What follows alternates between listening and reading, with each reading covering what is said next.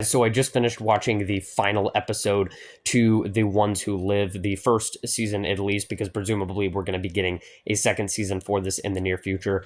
And just as an overview of the season as a whole, I really do like how it's 6 episodes, much more quicker paced. There's no filler episodes. Every episode is significant. It matters. You can't miss any of the episodes. And yet all of them are really great and enjoyable, and I love all of the episodes. However, I do think that the first episode and the finale are the ones that stick out and the ones that I really loved. I think the finale really pays things off very well.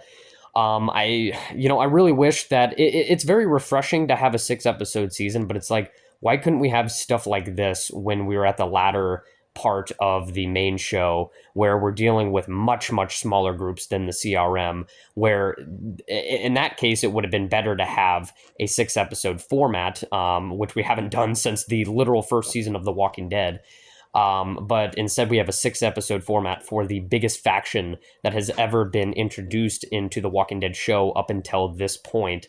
I don't know. But I think that even though it's quick paced and that it goes through things really fast, I think that it's still enough to really pay things off very well in the finale here. Obviously, I can't go into any detail here, but for you Walking Dead fans out there, definitely go check out this spinoff show if you haven't yet.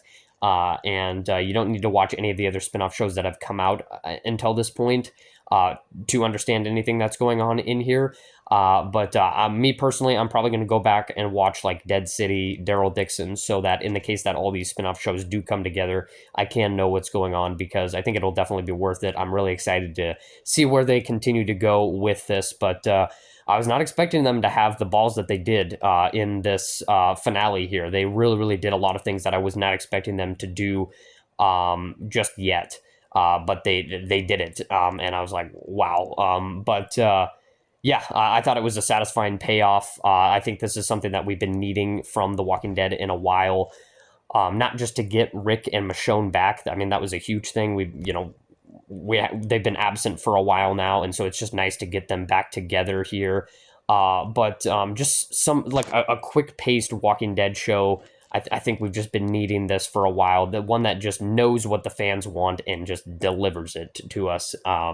Just very refreshing. I feel like the finale for this 6 episode season was even more satisfying than the season 11 finale for the main show, which felt a little bit underwhelming, kind of reflecting on it. I mean, it was still pretty good, but it felt like, by the ending of it, they were obviously and already planning to do all these spin-off shows. And so the ending of it is just like trying to set up all this other stuff and opening out all these other things that are going to be happening.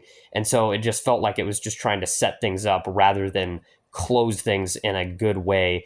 And I don't know. So that's why I felt like The Ones Who Live was an extension of sort of like season 9 and then parts of the later season that we had been waiting for, where we get Rick and Michonne back, figure out what they're doing, and get this nice conclusion for this first season. So I don't know. I think I'm going to have to do a full review for this show, but expect it to be spoilers, because it's going to be very hard to do a review for a show without digging into detail or anything like that. So yeah, expect a full review for the show. And yeah, as far as more content like this, obviously we got the new Fallout show coming out next month, which I am super excited for. So we'll see what happens when we get to that. But yeah, expect me to at least put out something for that.